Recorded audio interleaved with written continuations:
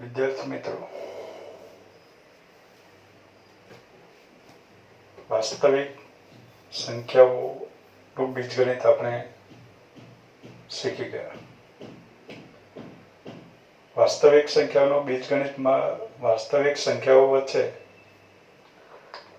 આપણે અમુક ક્રિયાઓ કરીએ છીએ. સરવાળો, બાદબાકી, ગુણાકાર, ભાગાકાર એ પ્રમાણેની ક્રિયાઓ કરીએ છીએ. અને એ ક્રિયાઓનું જે બીજગણિત છે એને આપણે બોલીએ વાસ્તવિક સંખ્યાનું બીજગણિત. તો મિત્રો, હવે ગણોનું બીજગણિતનો અભ્યાસ કરવો હોય તો ગણ ઉપર અમુક ક્રિયાઓ કરવી પડે, જેને આપણે કહીશું ગણ ક્રિયાઓ. તો મિત્રો, આ જે વિડીયો છે એમાં આપણે ગણ ક્રિયાઓ, અમુક ગણ ક્રિયાઓનો અભ્યાસ કરશું. બધી જ ગણ ક્રિયાઓ આવી જશે એવું જરૂરી નથી, કારણ કે અન્ય ઘણી બધી ગણ ક્રિયાઓ છે. તો અન્ય ક્રિયાઓનો ની સમજૂતી આપણે નેક્સ્ટ બીજા વિડીયોમાં મેળવીશું. અત્યારે આપણે ગણ ક્રિયાઓનો અભ્યાસ શરૂ કરીએ. શરૂઆતમાં લખીએ યોગ ક્રિયા. હવે હું જે વ્યાખ્યા લખું છું એમાં યોગ ગણ ની વ્યાખ્યા લખું છું. યોગ ગણ. યોગ ગણ કોને કહેવાય? તો ગણ એમાં હોય અથવા ગણ એમાં હોય અથવા ગણ બીમાં હોય તેવા તમામ ઘટકોથી બનતા, ગણ એમાં હોય અથવા ગણ બીમાં હોય તેવા તમામ ઘટકોથી બનતા ગણને ગણ એ અને ગણ બીનો યોગ ગણ કહેવાય. ગણને ગણ એ અને ગણ બીનો યોગ ગણ કહેવાય. તેને સંકેતમાં એ યોગ બી, આ પ્રમાણે બોલશું, તેને સંકેતમાં એ યોગ બી વડે દર્શાવાય. બે ગણો હોય આપણી પાસે, ગણ એ અને ગણ બી.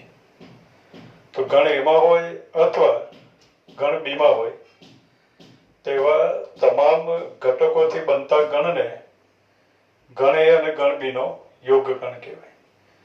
તેને સંકેતમાં એ યોગ, આ જે સંકેત છે ને આપણે બોલશું યોગ, એ યોગ બી વડે દર્શાવાય. જે ગણ એ છે, દાખલા તરીકે કોઈ ગણ આપણે લઈએ, ગણ એ બરાબર set of A B C P Q R, આ પ્રમાણે લઈએ. ગણ એ બરાબર set of A B C P Q R અને ગણ બી બરાબર set of P Q R X Y Z. આ પ્રમાણે બે ગણ છે આપણી પાસે. હવે આ બે જે ગણ છે એનો યોગ ગણ મેળવવાનો, યોગ ગણ મેળવવાની જે ક્રિયા છે એને યોગ ક્રિયા કહેવાય. એટલે આપણે યોગ ક્રિયા કરીને જે મેળવશું એને યોગ ગણ કહીશું. એટલે આ જે ક્રિયા છે, આપણે વાત કરી કે બે ગણ વચ્ચે ક્રિયા કરવાની છે, તો એ ક્રિયાને યોગ ક્રિયા કહેવાય. અંગ્રેજીમાં એને યુનિયન ઓપરેશન એવું કહેવાય. યોગ ગણ મેળવવાની જે ક્રિયા છે એને યોગ ક્રિયા કહેવાય, અને યોગ ક્રિયા એટલે યુનિયન ઓપરેશન. યોગ ગણ એટલે યુનિયન છે, ને એ મેળવવાની જે ક્રિયા છે એને આપણે કહીશું યુનિયન ઓપરેશન. તો એ અને બી નો યોગ ગણ કોને કહીશું? તો એ યોગ બી બરાબર આપણે લખ્યું એમાં હોય અથવા બીમાં હોય તેવા તમામ ઘટકોથી બનતા ગણને, દાખલા તરીકે આ સ્મોલ એ ની વાત કરીએ તો સ્મોલ એ એમાં છે અથવા બીમાં છે. વાત સાચી, એમાં છે, ભલે બીમાં નથી, પણ એમાં છે અથવા બીમાં છે એમ કહી શકાય. વચ્ચે અથવા છે, એનો સભ્ય છે એ સાચો છે, હવે અથવા બી નો સભ્ય છે એ સાચું નથી, પણ અથવા સાથે એક વિધાન સાચું હોય તો એ વિધાન સાચું છે એમ કહેવાય. વિધાનના સંકેતમાં હું પી વડે દર્શાવું. પી અને ક્યુ બે વિધાન છે અને એને અથવા વડે જોડીએ. અથવાને ગણિતીય તર્કમાં આવી નિશાની વાપરવામાં આવે છે અને આપણે વિયોજન કહીશું. તો પી વિયોજન ક્યુ એટલે કે પી અથવા ક્યુ. તો પી અથવા ક્યુ એમાં પી અને ક્યુ બેમાંથી ઓછામાં ઓછું એક સાચું હોય. બંને સાચું હોય તો પણ આખું વિધાન સાચું કહેવાય, અને બેમાંથી ઓછામાં ઓછું એક સાચું હોય તો પણ આખું વિધાન સાચું છે એમ કહેવાય. તો અહીંયા સ્મોલ એમાં છે અથવા બીમાં છે, વિધાન સાચું છે તો સ્મોલ એ આપણે લખવું પડે. એનાથી બનતો ગણ, એવા તમામ સભ્યોથી બનતો ગણ, એમાં હોય અથવા બીમાં હોય તેવા તમામ ઘટકોથી બનતા ગણને. તો સ્મોલ એમાં છે અથવા બીમાં છે, સ્મોલ બી એમાં છે અથવા બીમાં છે, સ્મોલ સી એમાં છે અથવા બીમાં છે, પી એમાં છે અથવા બીમાં છે, બંનેમાં છે તો પણ એમાં છે અથવા બીમાં છે એમ તો કહી શકાય. બંનેમાં હોય તો પણ અથવાનો મિનિંગ થાય બેમાંથી ઓછામાં ઓછા એક ગણમાં છે. તો અહીંયા પી એમાં છે અથવા બીમાં છે, બંનેમાં છે તો પણ એમાં છે અથવા બીમાં છે. બંને વિધાન સાચા હોય તો પણ અથવા સાથે જોડાયેલું વિધાન સાચું છે એમ કહેવાય. ક્યુ પણ એમાં છે અથવા બીમાં છે, આર પણ એમાં છે અથવા બીમાં છે, એક્સ વાય અને ઝેડ એ પણ એમાં છે અથવા બીમાં છે.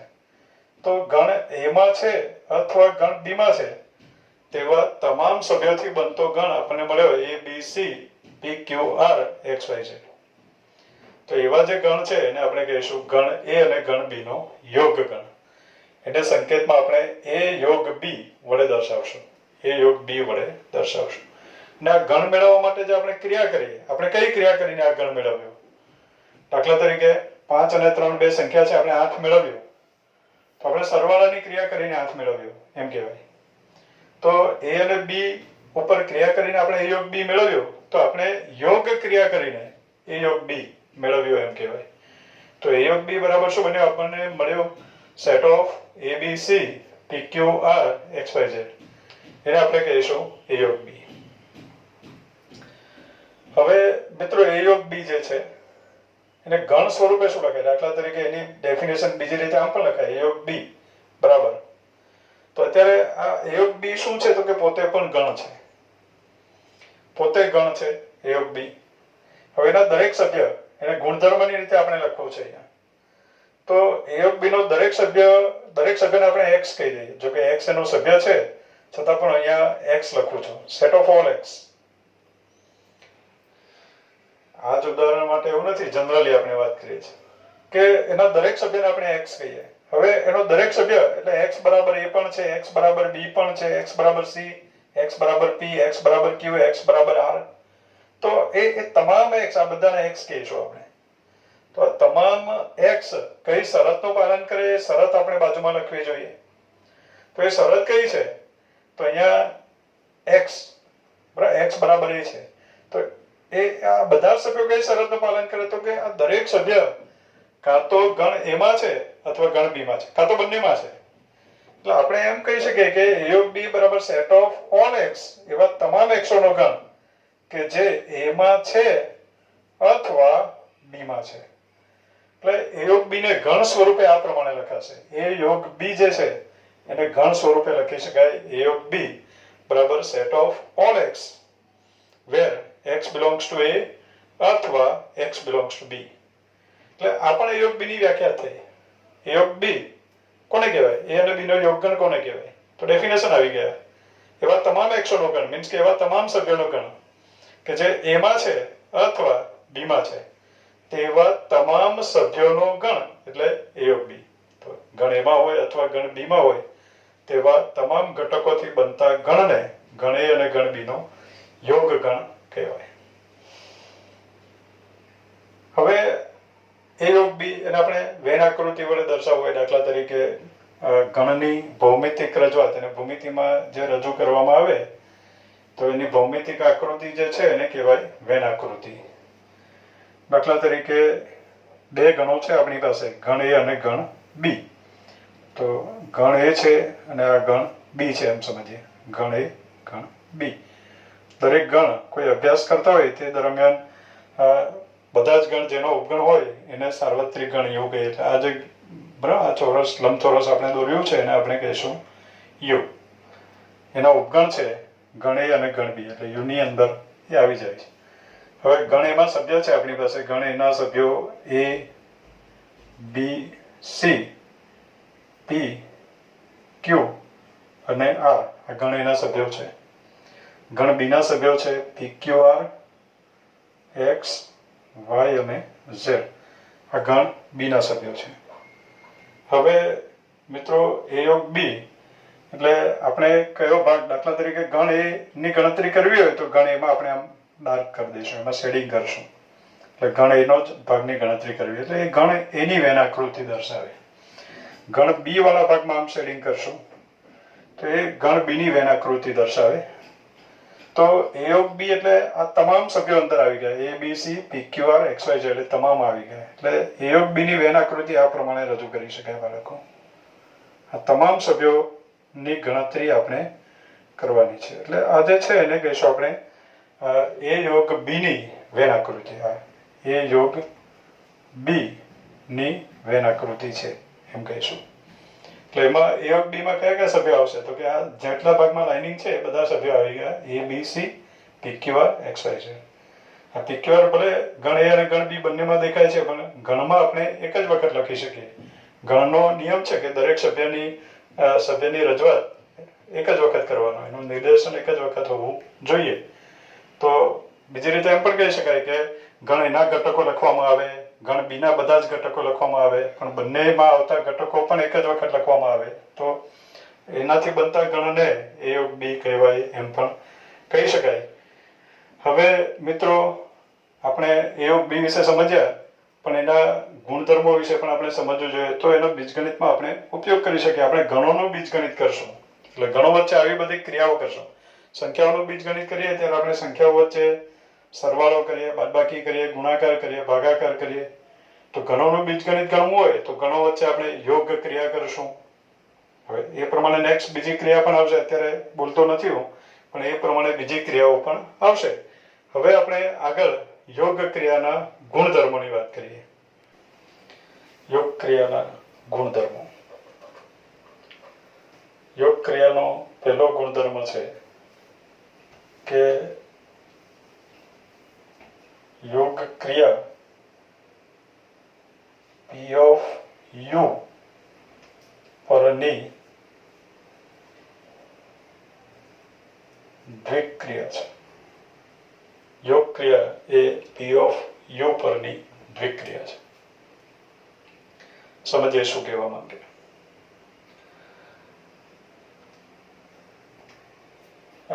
યોગ ક્રિયા એ પી ઓફ યુ પરની દ્વિક્રિયા છે. દ્વિક્રિયા એને અંગ્રેજીમાં કહેવાય બાઇનરી ઓપરેશન. એને અંગ્રેજીમાં કહેવાય બાઇનરી ઓપરેશન. યોગ ક્રિયા એ પી ઓફ યુ પરની દ્વિક્રિયા છે. હવે મિત્રો આ દ્વિક્રિયાની જે ડેફિનેશન છે, ડેફિનેશન આપણે 12મા ધોરણમાં શીખશું. સંબંધ અને વિધેય પ્રકરણ આવશે ત્યાં ક્લાસ ટોપિક આવે દ્વિક્રિયા, તો ત્યારે એનો અભ્યાસ કરશો. પણ અત્યારે દ્વિક્રિયાનો એક સાદો ખ્યાલ આપણે આપી દઈએ કે એક જ ગણ ના બે સભ્યો વચ્ચે કોઈ ક્રિયા કરવામાં આવે, જેમ સાદા બીજગણિતમાં સરવાળાની ક્રિયા, બાદબાકીની ક્રિયા, ગુણાકાર, ભાગાકાર. તો એક જ ગણના બે સભ્યો વચ્ચે કોઈ ક્રિયા કરવામાં આવે અને તે જ ગણનો સભ્ય પાછો મળે. સભ્ય ગણની બહાર, જે પરિણામ છે ગણની બહાર ના જાય, તો એ જે ક્રિયા છે એને દ્વિક્રિયા કહેવાય. જે ગણના સભ્ય વચ્ચે ક્રિયા કરી હોય તે ગણ પરની દ્વિક્રિયા કહેવાય. ક્લિયર કરજો. એક જ ગણના બે સભ્યો વચ્ચે કોઈ ક્રિયા કરવામાં આવે અને તે જ ગણનો સભ્ય ફરીથી આપણને મળે, તો તે જે ક્રિયા છે ને તે ગણ પરની દ્વિક્રિયા કહેવાય. દાખલા તરીકે યોગ ક્રિયા પી ઓફ યુ પરની દ્વિક્રિયા છે. ધારો કે આપણી પાસે કોઈ ગણ છે, ગણ એ, એમાં આપણી પાસે બે સભ્યો છે એમ સમજીએ, એ યોગ બી. ગણ બી બરાબર, અથવા ગણ એમાં એક જ સભ્ય લઉં બહુ, નહીતર પાછળ પી ઓફ યુ મોટો થઈ જશે, અથવા તો યુ અત્યારે લઈ લઉં, યુ ઇઝ ઇક્વલ ટુ ગણ યુ જે છે સાર્વત્રિક ગણ, એમાં બે જ સભ્યો છે એવું લઈ લઉં, યુમાં બે સભ્યો છે. હવે પી ઓફ યુનો ઘાત ગણ પાવર સેટ ઓફ યુ, એટલે યુનો ઘાત ગણ બરાબર યુના તમામ ઉપગણોનો ગણ. તો યુનો પહેલો સબસેટ આવે 5, ઉપગણોને આપણે ગણમાં લખવાનું છે, એટલે પી ઓફ યુ આપણે આગળ વાત કરી છે power set P of A, P of B એમ પી ઓફ યુ. તો 5 set of X, set of Y, અને છેલ્લે આવશે સેટ ઓફ એક્સ વાય. બરાબર, ગણ યુ જે છે એના તમામ ઉપગણોનો જે ગણ બનશે એને આપણે કહીશું પી ઓફ યુ. હવે મિત્રો પી ઓફ યુ પરની દ્વિક્રિયા એટલા માટે કારણ કે પી ઓફ યુ ના કોઈ પણ બે સભ્ય પસંદ કરીએ, પી ઓફ યુ પરની દ્વિક્રિયા એમાં લેવું પડે આપણે, કેમ કે પી ઓફ યુ નો સભ્ય હોય તો એનો દરેક સભ્ય ગણ છે અને એના સભ્યો વચ્ચે આપણે યોગ ક્રિયા કરી શકીએ. માટે આપણે બોલીએ પી ઓફ યોગ ક્રિયા પી ઓફ યુ પરની દ્વિક્રિયા છે, કારણ કે યોગ ક્રિયા શેની પર કરાય? બે ગણ ઉપર કરાય, અને ગણ કોના સભ્ય હોય? ઘાત ગણના સભ્ય હોય. માટે આપણે બોલીએ પી ઓફ યુ, એટલે પી ઓફ યુ આપણે લઈ લઈએ. હવે એના બે સભ્યો વચ્ચે તમે યોગ ક્રિયા કરો તો પાછો પી ઓફ યુ નો જ સભ્ય આવે. 5 યોગ સેટ ઓફ એક્સ કરો, સેટ ઓફ એક્સ મળે. 5 યોગ સેટ ઓફ એક્સ, આ બે ગણોનો યોગ કરો તો આપણને સેટ ઓફ એક્સ જ મળે.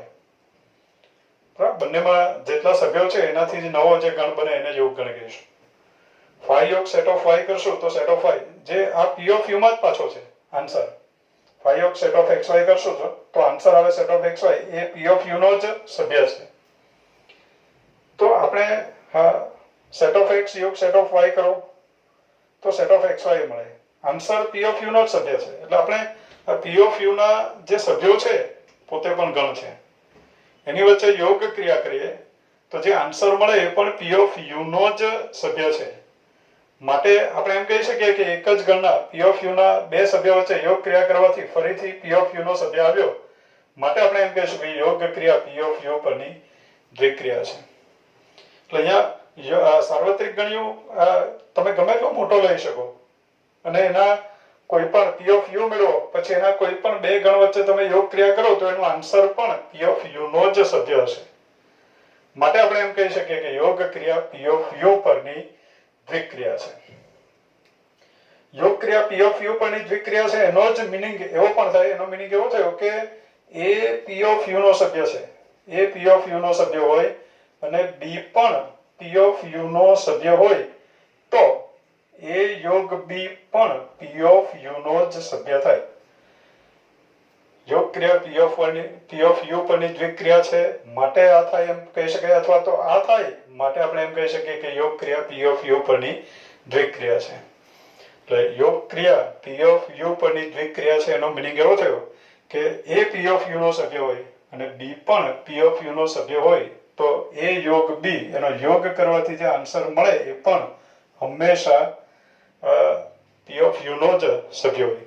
દાખલા તરીકે આપણે સાદા બીજગણિતમાં બોલીએ છીએ કે આર નો કોઈ સભ્ય હોય, બરાબર, આર નો સભ્ય લઈએ વાસ્તવિક સંખ્યા, આર નો બીજો કોઈ સભ્ય લઈએ. હવે આર ના કોઈ પણ બે સભ્ય વચ્ચે સરવાળાની ક્રિયા કરો તો પાછો આર નો જ સભ્ય આવે, વાસ્તવિક સંખ્યા જ આવે, કાલ્પનિક નહીં બની જાય. તો વાસ્તવિક સંખ્યા જ મળે, માટે આપણે એમ કહીએ કે સરવાળાની ક્રિયા એ આર પરની દ્વિક્રિયા છે. એમ પી ઓફ યુ ના બે સભ્યો વચ્ચે આપણે યોગ ક્રિયા કરી તો પાછો પી ઓફ યુ નો જ સભ્ય આવ્યો, માટે એમ કહેવાય કે યોગ ક્રિયા પી ઓફ યુ પરની દ્વિક્રિયા છે. નેક્સ્ટ હવે આગળ સમજીએ બીજા ગુણધર્મની આપણે વાત કરીએ. તો બીજો ગુણધર્મ A is subset of A યોગ B અને B is subset of A યોગ B. ક્લિયર? આપણે A યોગ B મેળવીએ તો A યોગ B મેળવીએ તો A પણ એનો સબસેટ થાય, A યોગ B નો સબસેટ થાય અને B પણ A યોગ B નો સબસેટ થાય. દાખલા તરીકે આગળ આપણે વાત કરી ઉદાહરણમાં વ્યાખ્યા સમજ્યા પછી કે ગણ A બરાબર AB, હું સભ્યો ઘટાડી દઉં, AB P લખી દઉં અને ગણ બી બરાબર pxy લખી દઉં. થોડાક સભ્યો ઘટાડી દીધા છે. તો મિત્રો આપણે a યોગ b મેળવીએ તો a યોગ b બરાબર આપણને મળે ab pxy. તો ક્લિયર છે કે એ જે ગણ એ છે એનો દરેક સભ્ય a યોગ b માં આવી જાય છે. ગણ b છે એનો દરેક સભ્ય પણ a યોગ b માં આવી જાય છે. માટે એમ કહેવાય છે કે a is subset of a યોગ b, b is subset of a યોગ b. એ પણ a યોગ b નો સબસેટ છે અને b પણ a યોગ b નો સબસેટ છે. એટલે આપણે કોઈ પણ બે ગણોનો યોગ કરતા હોય a યોગ b, તો એમાં જે બે ગણોના નામ છે, બે ગણ આવ્યા છે a અને b, તો એ બંને ગણ એ પરિણામ જે મળે a યોગ b એના સબસેટ થાય. a પણ સબસેટ થાય અને b પણ સબસેટ થાય. ગુણધર્મ એવું કહે છે કે a પણ a યોગ b નો સબસેટ થાય અને b પણ a યોગ b નો સબસેટ થાય. દાખલા તરીકે આપણે વેન આકૃતિથી સમજીએ તો વેન આકૃતિમાં આપણે વાત કરી કે આ પ્રમાણે ગણ u છે એની અંદર બે ગણ છે a અને b. આ a છે અને b છે. a છે, b છે, અહીંયા p છે, x અને y છે. તો a યોગ b એટલે આ ભાગ આવ્યો. તો સીધી વાત છે કે મિત્રો ગણ એનો દરેક સભ્ય a યોગ b માં આવી જાય છે. a યોગ b એટલે આ લાઇનિંગ વાળો ભાગ. તો a નો દરેક સભ્ય a યોગ b માં આવી જાય છે, b પણ a યોગ b માં આવી જાય છે. એટલે a પણ a યોગ b નો સબસેટ છે અને b પણ a યોગ b નો સબસેટ છે. બીજી રીતે વિચારીએ, સબસેટ ની વાત કરવી હોય તો એમ પણ કહેવાય કે મિત્રો a is subset of b સાબિત કરવું હોય, a subset of b. વાત એટલા માટે જ કરીએ છીએ કે તમને આ બધો ખ્યાલ આવે. a is subset of b સાબિત કરવું હોય તો શું સાબિત કરવું પડે. તો a is subset of b છે એમ ક્યારે કહેવાય? તો મિત્રો આગળના વિડીયો બરાબર જોયા હોય તો a is subset of b માટેની કન્ડિશન આવી કે for every x belongs to a implies x belongs to b થાય તો a is subset of b છે એમ કહેવાય. For every x belongs to a implies x belongs to b થાય તો a is subset of b છે એમ કહેવાય. તો a is subset of a યોગ b થાય કે નહીં તે આપણે ચકાસીએ. a is subset of a યોગ b. તો આપણે a is subset of a યોગ b, a is subset of b સાબિત કરવું હોય તો આપણે સાબિત કરવું પડે for every x belongs to a implies x belongs to b. સાબિત કરવું પડે. તો a is subset of a યોગ b સાબિત કરવું હોય તો આપણે સાબિત કરવું પડે for every x belongs to a implies x belongs to a યોગ b સાબિત કરવું પડે. જો આટલું સાબિત થઈ જાય તો આપણે એમ કહી શકીએ કે a is subset of a યોગ b. તો એના માટે for every x belongs to a આપણે લઈ જવું પડે. તો શરૂઆત કરીએ આપણે for every x belongs to a લઈ જાઉં. x એનો સભ્ય છે. હવે મિત્રો x એનો સભ્ય છે તો આપણે કહી શકીએ કે x એમાં છે અથવા b માં છે. x એમાં છે, દાખલા તરીકે કોઈક વ્યક્તિ છે, કનુ ભારતનો વ્યક્તિ છે એટલે કનુ ભારતનો સભ્ય છે તો એમ બોલી શકાય કનુ ભારતનો સભ્ય છે અથવા પાકિસ્તાનનો સભ્ય છે અથવા સાથે જોડી શકાય. તો for every x belongs to a implies x એનો સભ્ય હોય તો આપણે કહી શકીએ કે x એનો સભ્ય છે અથવા x b નો સભ્ય છે એમ કહી શકીએ. x એનો સભ્ય છે અથવા x b નો સભ્ય છે અને x એનો સભ્ય છે. અહીંયા આપણે a યોગ b ની ડેફિનેશન લખીએ. a યોગ b ફરીથી અહીંયા લખું છું a યોગ b. તો a યોગ b માં શું લખાય? set of all x belongs to a અથવા x belongs to b. એટલે મિત્રો હવે ક્લિયર કરો કે x belongs to a અથવા x belongs to b એવું દેખાય તો ax a યોગ b નો સભ્ય કહેવાય. x belongs to a અથવા x belongs to b એવું દેખાય તો ax a યોગ b નો સભ્ય છે એમ કહેવાય. તો અત્યારે x belongs to a અથવા x belongs to b આવ્યું માટે આપણે કહી શકીએ કે x belongs to a યોગ b. x a યોગ b નો સભ્ય છે. તો અહીંયા સાબિત થઈ ગયું for every x belongs to a implies x belongs to a યોગ b. આ સેન્ટેન્સ આવી ગયું માટે આપણે કહી શકીએ કે a is subset of a યોગ b. a is subset of a યોગ b. તે જ પ્રમાણે મિત્રો b is subset of a યોગ b પણ સાબિત કરી શકાય. એટલે આ થયો યોગ ક્રિયાનો બીજો ગુણધર્મ. પહેલા ગુણધર્મમાં આપણે વાત કરી કે યોગ ક્રિયા પી ઓફ યુ પરની દ્વિક્રિયા છે. બીજા ગુણધર્મમાં આવ્યો એ યોગ બી કર્યું હોય તો એ પણ એ યોગ બી નો સબસેટ છે અને બી પણ એ યોગ બી નો સબસેટ છે. જેમ એ સબસેટ ઓફ એ યોગ બી સાબિત થયો એમ બી પણ એ યોગ બી નો સબસેટ છે એમ સાબિત કરી શકાય. ત્યાર પછી મિત્રો આગળ ત્રીજો ગુણધર્મ. ત્રીજો ગુણધર્મ A is subset of B હોય અને C is subset of D હોય તો A યોગ C is subset of B યોગ D થાય. ત્રીજો ગુણધર્મ છે. A is subset of B અને C is subset of D તો A યોગ C is subset of B યોગ D. એ બી નો સબસેટ હોય અને સી ડી નો સબસેટ હોય. તો મિત્રો અહીંયા એ અને બી વચ્ચે સબસેટનો સંબંધ છે. સી અને ડી વચ્ચે પણ સબસેટનો સંબંધ છે. હવે આ બંનેમાં સબસેટનો સંબંધ છે તો ડાબી બાજુ જે ગણ છે એનો ડાબી બાજુના ગણ સાથે યોગ કરવામાં આવે. યોગ ક્રિયા કરી આપણે યોગ કરવામાં આવે એમ કહીએ તો ડાબી બાજુનો જે ગણ છે એનો ડાબી બાજુના ગણ સાથે યોગ કરવામાં આવે. જમણી બાજુના ગણનો જમણી બાજુના ગણ સાથે યોગ કરવામાં આવે. તો અહીંયા બંને વચ્ચે જે સંબંધ છે એ જ નિશાની એ જ સંબંધ બંનેના યોગ ગણ વચ્ચે પણ જળવાઈ રહે એવું આ ગુણધર્મ કહે છે.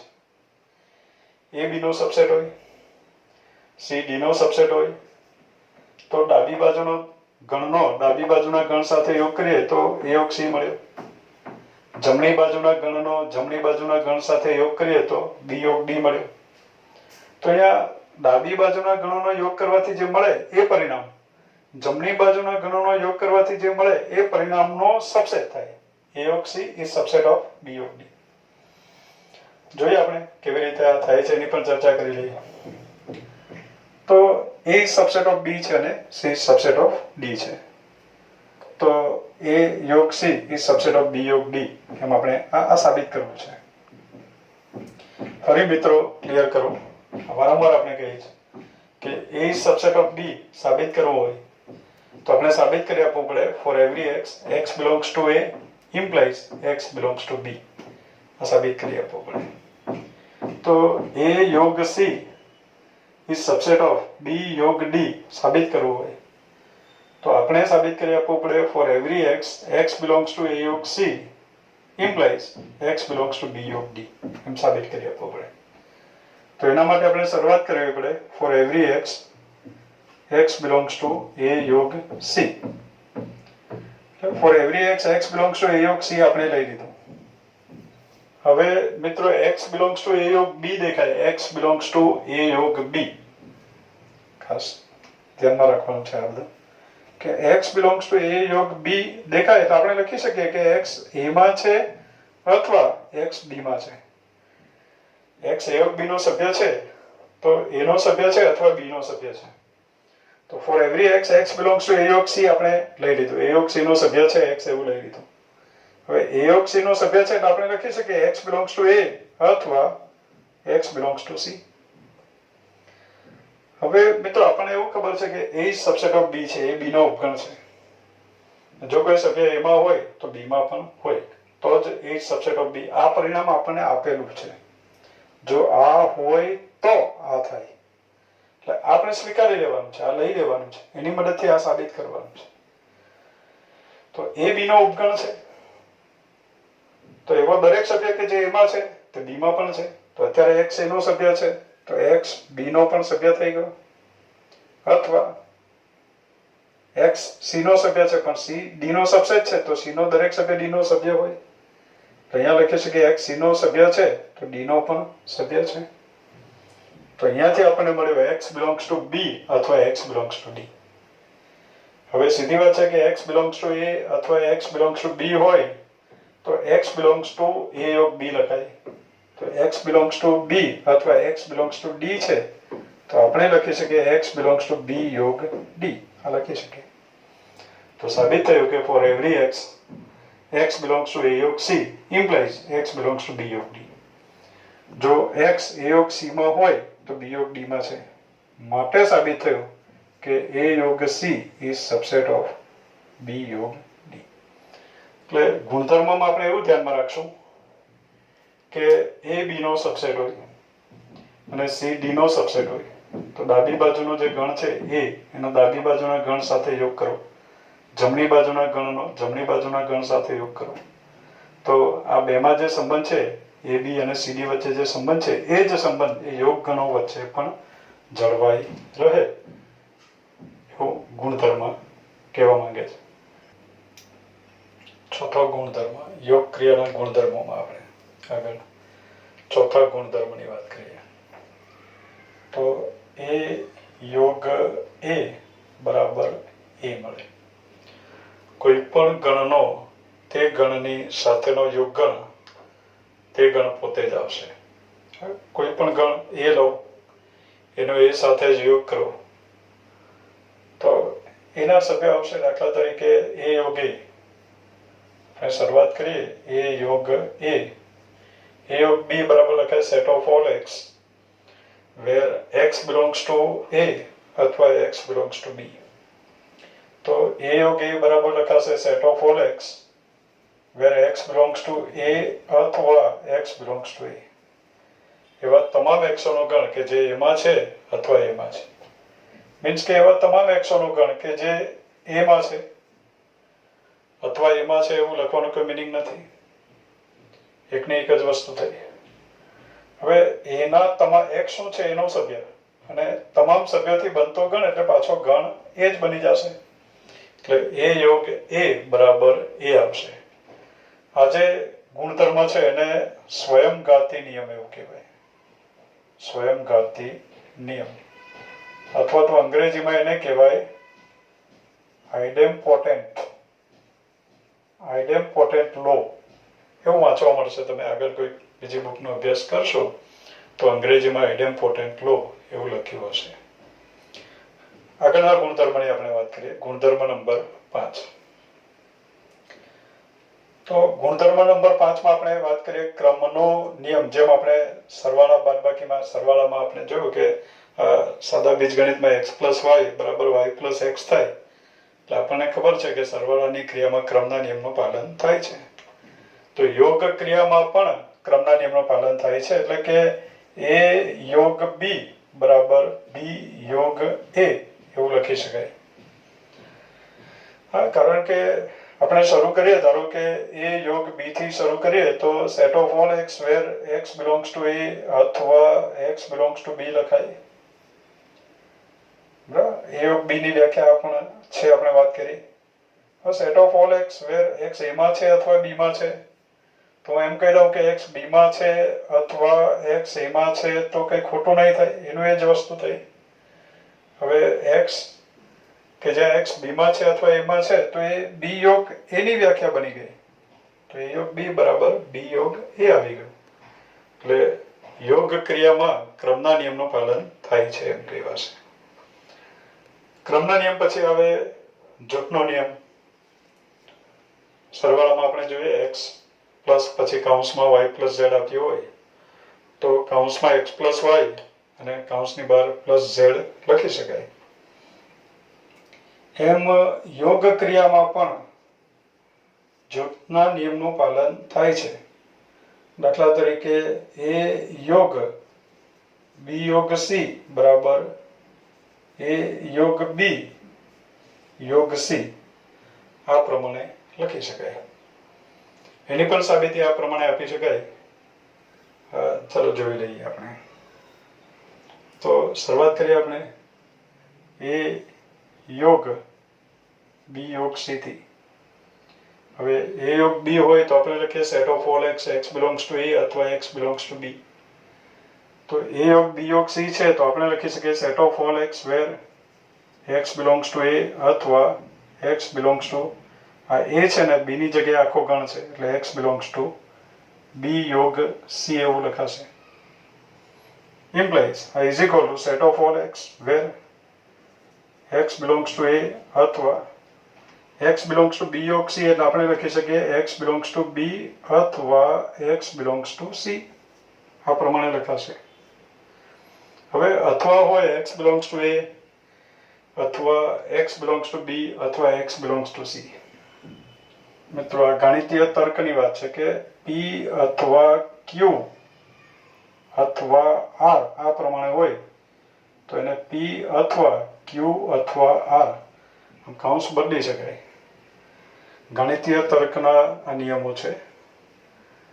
તો અહીંયા અથવા શબ્દ હોય તો આ બેને ભેગા લખી શકાય. Set of all x where x belongs to a અથવા x બિલોંગ્સ ટુ b અથવા x બિલોંગ્સ ટુ c. તો અહીંયા આવ્યો x કે જ્યાં x બિલોંગ્સ ટુ a અથવા x બિલોંગ્સ ટુ b એટલે x બિલોંગ્સ ટુ a યોગ b લખી શકાય. x બિલોંગ્સ ટુ a અથવા x belongs to b x a નો સભ્ય છે અથવા b નો સભ્ય છે તો x a યોગ b નો સભ્ય છે અથવા x belongs to c.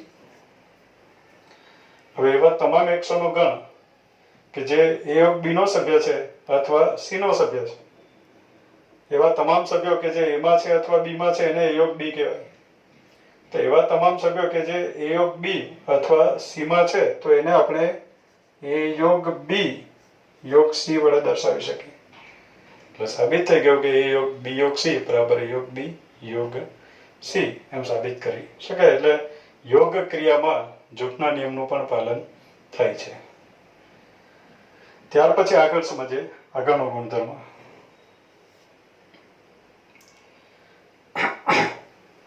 a યોગ phi બરાબર a. ક્લિયર? a યોગ phi બરાબર a. કોઈ પણ ગણનો ખાલી ગણ સાથે યોગ કરો તો તેનો તે જ ગણ પાછો મળે આપણને. દાખલા તરીકે આપણે a યોગ phi થી શરૂ કરીએ. a યોગ phi બરાબર set of all x where x belongs to a અથવા x belongs to phi. હવે આ તો સાવ ખોટું વિધાન છે પણ આખું વિધાન સાચું કહેવાય બાળકો, કારણ કે અથવા સાથે જોડાયેલું છે. તો અત્યારે આપણે એમ જ કહી શકીએ કે set of all x where x belongs to a x a નો સભ્ય છે અથવા x a માં છે અથવા phi માં છે.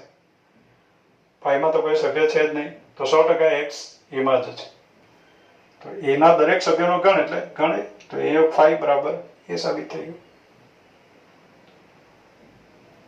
હવે a યોગ phi બરાબર એ સાબિત થયું. મિત્રો આ દાખલા તરીકે આપણે સાદું બીજગણિત ગણતા હોઈએ અને x પ્લસ y બરાબર x પ્લસ y કરીને પાછો x જ આવે. સાદો બીજગણિતમાં ધારો કે x ગુણ્યા y કર્યો અને ફરીથી પાછો x જ આવ્યો તો x પ્લસ y કરો ને x જ આવે. તો આપણે એમ કહી શકીએ કે y એ સરવાળાની ક્રિયાનો તટસ્થ ઘટક છે. x ગુણ્યા y કરો ને પાછો x જ આવે તો y એ ગુણાકારની ક્રિયાનો તટસ્થ ઘટક છે એમ કહીએ. તો અત્યારે a યોગ phi કરવાથી પાછું એ જ આવ્યું માટે આપણે એમ કહી શકીએ કે phi એ યોગ ક્રિયાનો, જેમ સરવાળાની ક્રિયાનો ગુણાકારની ક્રિયાનો એમ અત્યારે યોગ ક્રિયાનો phi એ યોગ ક્રિયાનો તટસ્થ ઘટક છે એમ કહેવાય છે. phi એ યોગ ક્રિયાનો તટસ્થ ઘટક છે. આગળનો ગુણધર્મ મિત્રો કે એ યોગ યુ કરો સાર્વત્રિક ગણ્યું. એ યોગ યુ આપણે લખીએ. ચાલો એ યોગ યુ કરીએ. Set of all x where x belongs to a અથવા x belongs to u એવા તમામ x નો ગણ કે જે એમાં છે અથવા u માં છે. હવે એમાં છે અથવા u માં છે એ પાછો u નોટ સબસેટ છે તો આને ફક્ત આટલું લખો તો પણ ચાલે. સેટ ઓફ ઓલ x એવા તમામ x કે જે એમાં છે અથવા u માં છે તો એના સભ્યો પણ આવશે, u ના સભ્ય પણ આવે અને બંનેમાં હોય તેવા સભ્યો પણ આવે. મીન્સ કે u ના તમામ સભ્યો આવશે કારણ કે એના બધા સભ્યો u માં તો છે જ. એટલે અહીંયા આવ્યું x belongs to u. x u નો સભ્ય છે એટલે એ ગણ બની ગયો u. એ યોગ u બરાબર u. એટલે કોઈ પણ ગણનો સાર્વત્રિક ગણ સાથેનો યોગ કરો તો સાર્વત્રિક ગણ આપણને મળે. એ યોગ u બરાબર u થાય. જનરલી મિત્રો એક વાત કહી શકાય કે એ બી નો સબસેટ હોય, એ બી નો ઉપગણ હોય. દાખલા તરીકે વેન આકૃતિમાં આપણે દર્શાવ્યા આ પ્રમાણે આ યુ છે, આ બી છે અને અંદર એ છે. તો અત્યારે એનો દરેક સભ્ય બી ની અંદર છે એટલે એ બી નો સબસેટ છે. તો એ બી નો સબસેટ હોય તો એ અને બી નો યોગ કરો, એના સભ્ય પર લખો અને બી ના સભ્ય પર લખો તો છેલ્લે આપણને બી ના સભ્યો દેખાશે. તો એ યોગ બી હોય તો એ યોગ એ સબસેટ ઓફ બી હોય તો એ યોગ બી બરાબર બી લખાશે. જે મોટો ગણ હશે એ બી નો સબસેટ છે તો આ બી ને અધિગણ કહેવાય. તો એ યોગ બી બરાબર જે અધિગણ હોય તે આવે. એ યોગ બી બરાબર બી આવશે. દાખલા તરીકે જો અહીંયા એ યોગ ફાઈ બરાબર એ, ફાઈ એનો સબસેટ છે તો જે મોટો ગણ છે તે આવ્યો. ફાઈ એનો સબસેટ હોય તો જ મિત્રો, એ બી નો સબસેટ હોય તો એ યોગ બી બરાબર જે મોટો ગણ હોય તે આવશે. એ યોગ ફાઈ, આપણને ખબર છે કે ફાઈ એનો સબસેટ છે તો આન્સર આવે એ. એ યોગ યુ, આપણને ખબર છે કે એ યુ નો સબસેટ છે તો યુ મોટો થયો તો આન્સર આવ્યો યુ. પણ સબસેટ હોય તો એ બી નો સબસેટ હોય તો એ યોગ બી બરાબર બી મળે. એટલે આ થયા મિત્રો યોગ ક્રિયાના ગુણધર્મો. નેક્સ્ટ મિત્રો છેદગણ. છેદગણ એટલે ગણ એ અને ગણ બી બંનેમાં હોય તેવા તમામ ઘટકોથી બનતા ગણને ગણ એ અને ગણ બી નો છેદગણ કહેવાય. તેને સંકેતમાં એ છેદ બી, તેને સંકેતમાં એ છેદ બી વડે દર્શાવાય. ગણ એ અને ગણ બી બંનેમાં હોય, એકી સાથે બંનેમાં, ગણ એમાં પણ હોય અને ગણ બીમાં પણ હોય તેવા તમામ ઘટકોથી બનતા ગણને ગણ એ અને ગણ બી નો છેદગણ કહેવાય. તેને સંકેતમાં એ છેદ બી વડે દર્શાવાય. આજે છેદગણ મેળવવાની જે ક્રિયા છે એને બરાબર છેદગણ ઇન્ટરસેક્શન સેટ એવું કહેવાય અને એ જે ક્રિયા છે એને કહેવાય ઇન્ટરસેક્શન ઓપરેશન. એ જે ક્રિયા છે એને આપણે કહીશું ઇન્ટરસેક્શન ઓપરેશન. એટલે આગળની જે ક્રિયા યોગ ક્રિયા હતી એ છેદગણ મેળવવાની જે ક્રિયા છે એને છેદ ક્રિયા કહેવાય. યોગગણ મેળવવાની જે ક્રિયા છે એને યોગ ક્રિયા, એને આપણે યુનિયન ઓપરેશન એવું કીધું. દાખલા તરીકે કોઈ ગણ એ છે, એના સભ્યો છે એ બી અને પી, અને ગણ બી છે એના સભ્યો છે પી એક્સ વાય. તો મિત્રો ગણ એ અને ગણ બી બંનેમાં હોય. બંનેમાં કોણ છે અત્યારે તો કે પી ગણ એ અને ગણ બી બંનેમાં છે. તો બંનેમાં હોય એવા તમામ સભ્યો, કોઈ સભ્ય બાકી નહીં રહેવો જોઈએ. તો એને બરાબર એ અને બી નો છેદગણ કહેવાય અને તેને સંકેતમાં એ છેદ બી વડે દર્શાવાય. તો એ છેદ બી બરાબર અત્યારે આવશે પી. હવે એ છેદ બી ને ગુણધર્મની રીતે લખો હોય, આપણે આગળ યોગ ક્રિયામાં યોગ ગણમાં લખ્યું હતું કે યોગ બી બરાબર એને ગુણધર્મની રીતે લખાય set of all X where X belongs to A અથવા એક્સ બિલોંગ્સ ટુ બી. તો એ છેદ બી એને ગુણધર્મની રીતે આપણે લખી શકીએ set of all X where X belongs to A અને એક્સ બિલોંગ્સ ટુ બી. એવા તમામ એક્સોનો ગણ કે જે એમાં પણ છે અને વચ્ચે શબ્દ ખાસ અને શબ્દ અગત્યનો છે. યોગગણમાં એક્સ બિલોંગ્સ ટુ એ અથવા એક્સ બિલોંગ્સ ટુ બી અને છેદગણમાં આવશે એક્સ બિલોંગ્સ ટુ એ અને એક્સ બિલોંગ્સ ટુ બી. હા મિત્રો, આપણને એક્સ બિલોંગ્સ ટુ એ છેદ બી આપ્યું હોય, હવે કહેવામાં આવે કે એક્સ એ છેદ બી નો સભ્ય છે, આ ગણ એ છેદ બી નો સભ્ય છે. હવે એ છેદ બી નો દરેક સભ્ય આ શરતનું પાલન કરે.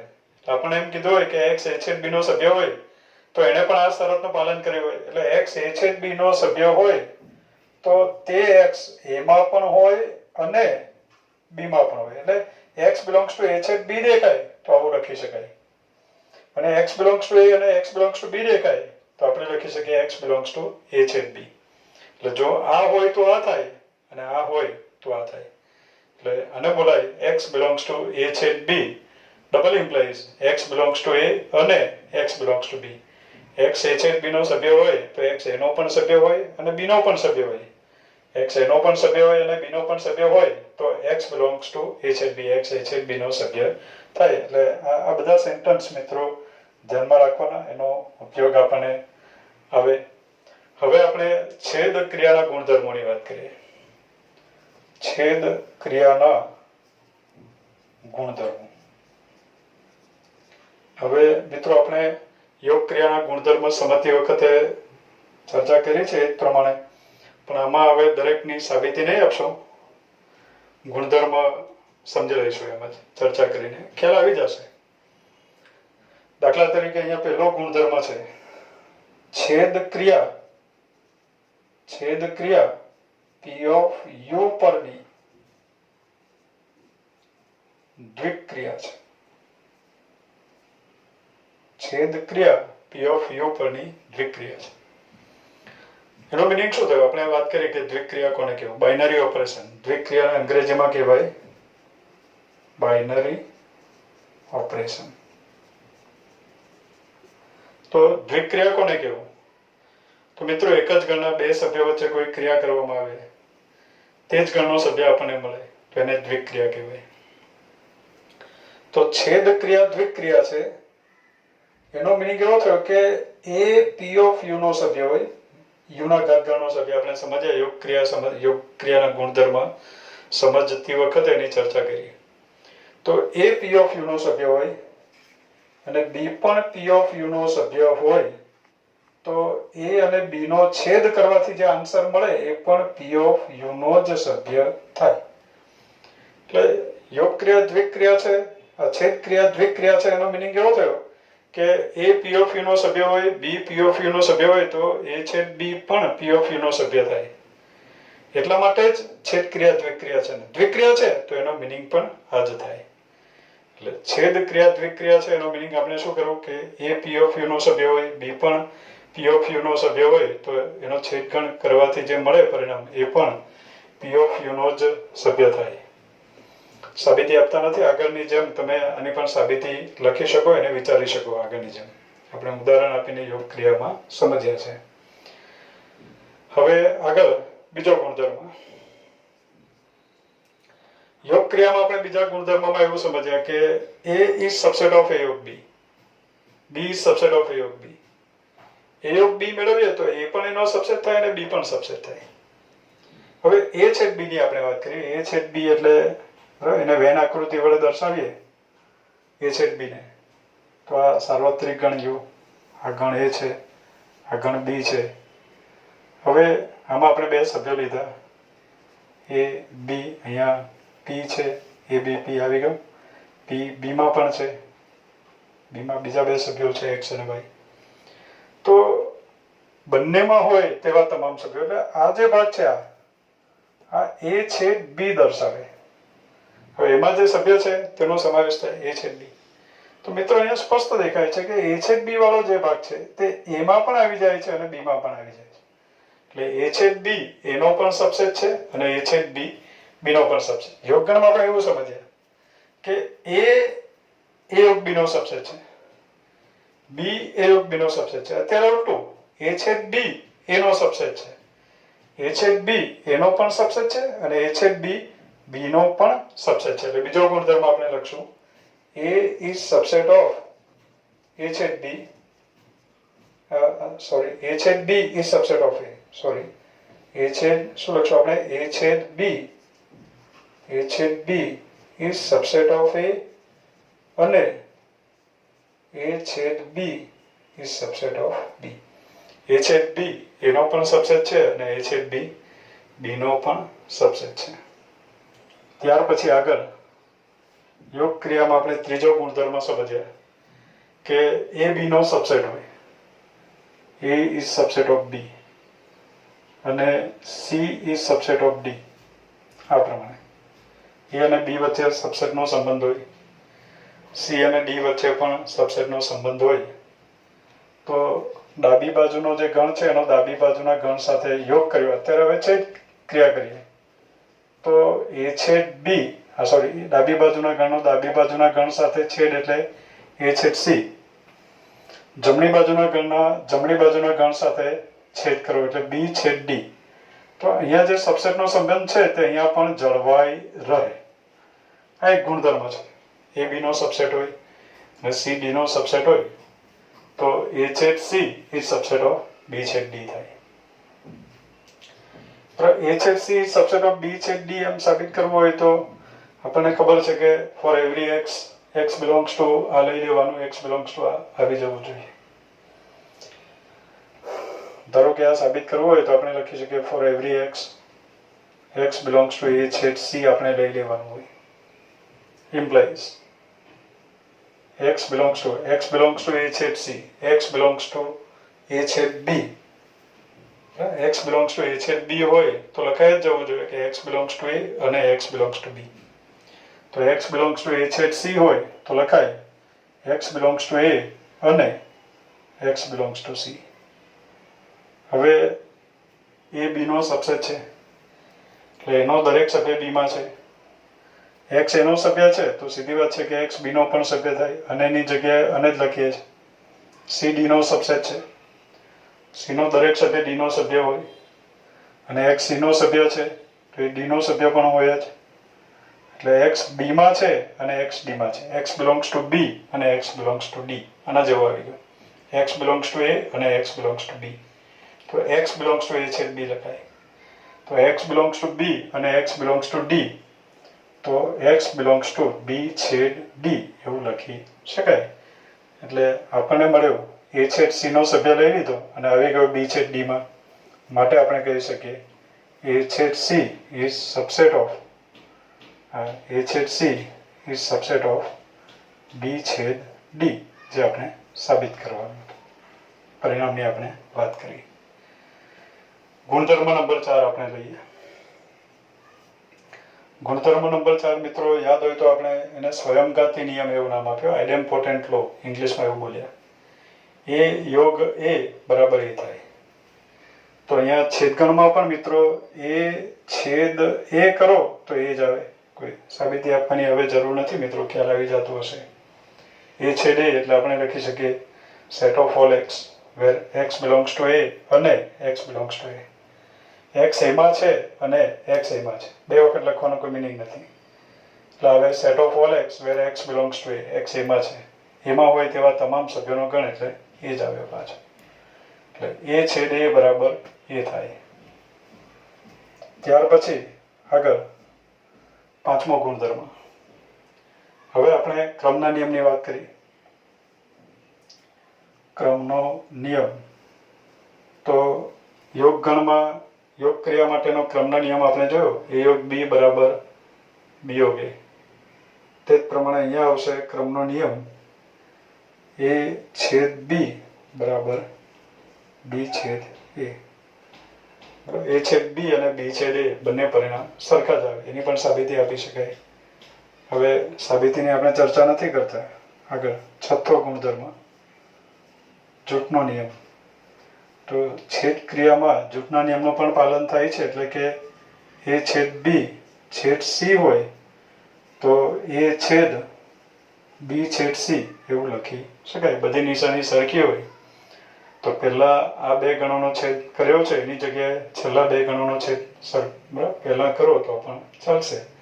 એ છેદ બી છેદ સી બરાબર એ છેદ બી છેદ સી એવું લખી શકાય.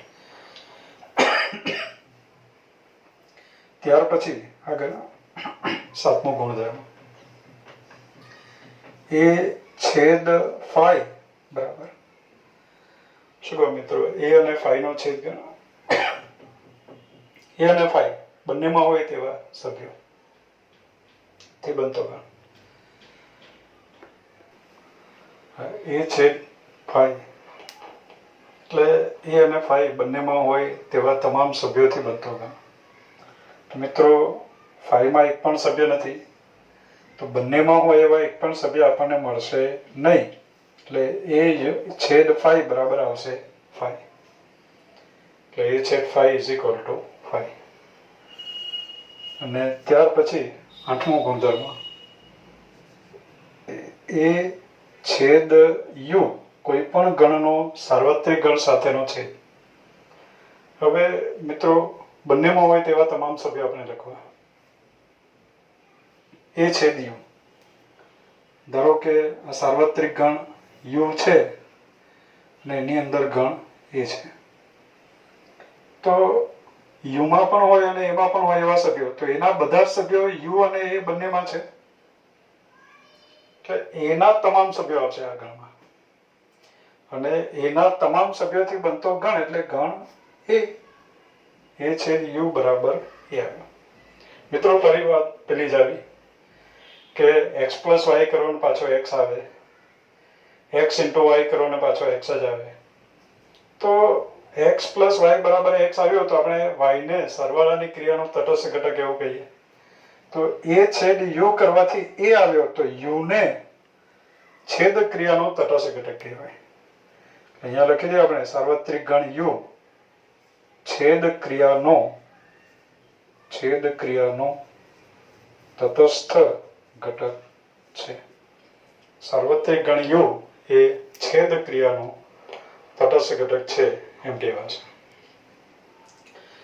હજુ આગળ વધીએ તો મિત્રો એમ પણ કહેવાય કે એ બી નો સબસેટ હોય તો એ છેદ બી એ બી નો સબસેટ છે.